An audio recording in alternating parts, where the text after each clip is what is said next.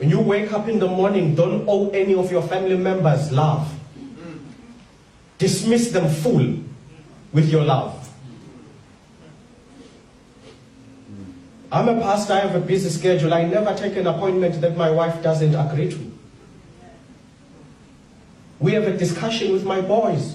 Last one is 4 years old. His voice matters. Don't just board a flight. I get an invitation. Gracia comes to me and says, look, she knows she can testify. It was difficult to get us pinned to this date. Because every date I take back to my wife and kids. And I say, this is what I'm needed to do. And my wife pulls out the calendar for the kids. There are days at school, there are plays, there are soccer games, this and that and this and that. And we look at it and we strategize and say, okay, that can be done. Then we bring them in. I have to go to Cape Town on this weekend. This is what I'm going to do. How do you guys feel about it?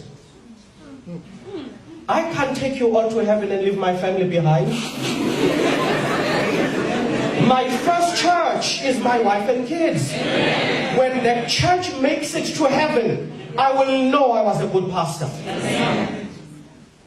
So many of us are heroes of the whole world, but not the people in our homes. First thing I would do whenever the conference gave me new churches is I want a list of people who've been elders. Some of my elders didn't like me, but their wives loved me. Because I'd get there and I'd look at the list. This guy's been an elder consistently for 6 years. And I'd deliberately say at the nominating committee, this guy will not be an elder.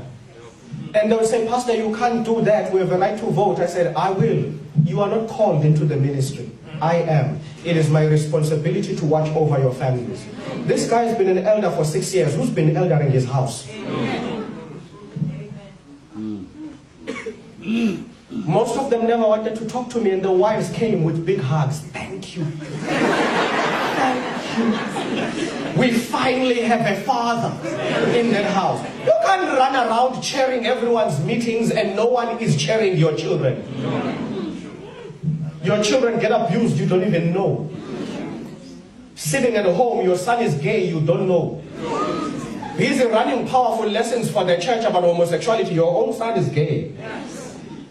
Don't even see, because you're saving the whole church, but your family is dying.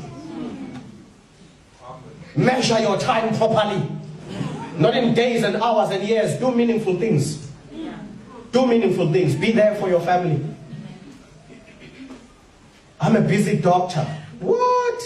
You know how many kids are studying medicine? The day you drop and die, you'll be replaced. That's the funny thing about us. We give ourselves to everybody. But the day we drop and die, you know what Mediclinic will do? HR will pull another file. And they'll replace you. The staff will cry for 2 hours and then the HR manager will begin drafting the new specs to replace you. But where does your family go when you drop and die? Where do they pull a CV for another father? Where do they pull a CV for another mother? There's no shelf where we have spare mothers. People have run around and become CAs and CEOs and big things to the world, but never there for the people who can't replace you. Come on now. I've buried many people. Not one child has ever said, I will miss my father for the iPad he bought me. When you die, your family remembers time with you, not the things you bought. So many of us here measure ourselves by the ability to provide the latest phone to our kids. When you can go and buy your son an S9 or an iPhone X, you think you're a good mother. Then you drop and die. They don't even remember the phone. Your dream is to have your children live in Bishop's Court.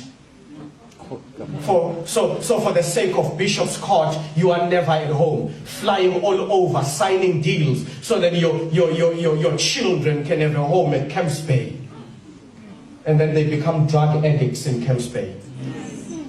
Drug addicts in Bishop's Court. The money you work for funds their destruction because you are never there. Measure your life in real essence. I want you to be okay with losing a deal for your family. I've had to address painful things in church where people have left a family vacation to go sign a deal. Leave your family on vacation. I can't miss this deal. I have to go. I have to go. You leave your family in Durban, in Cape Town, in Seychelles, in Mozambique, wherever you are, you leave them there. You bought a flight to go sign a deal. Affluent people. And you look and you think to yourself, was it worth it? Was it worth it? Especially I want to address this to men. Men. Because it's most of the time our problem. Suddenly when kids don't talk to you, they don't confide in you, you feel left out. Where were you? You think while you were signing deals, you were being a good father. No, you were not. You were making deals. Then you come home and you discover, I've seen moments of embarrassment for fathers. You mention something and your wife says, she's not dating that guy anymore. They broke up 2 years ago. Really? Be there, be meaningful. Be there, be meaningful. Last thing I want to draw out of this lesson is then God gives us the Sabbath. The most important thing about all the days of the week is that He was doing things into them. The Sabbath becomes a game changer because on Sabbath, He did nothing to things, He did something to Himself. For all the 6 days, He filled them with things. But when the Sabbath came, He had nothing to put in. He put Himself. Whereas for 6 days, He would stretch time in order to put things in. On the 7th day, He stretched it so that He can dwell in it. The eternal, timeless God on Sabbath decided to come and sit in there so that His creation can experience Him.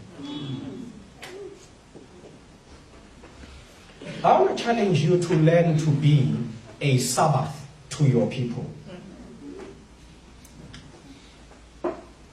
When God dwelt on Sabbath, He gave creation the opportunity to rub shoulders with Him as though He was at creation's level. Gave an opportunity for creation to play with Him, talk to Him.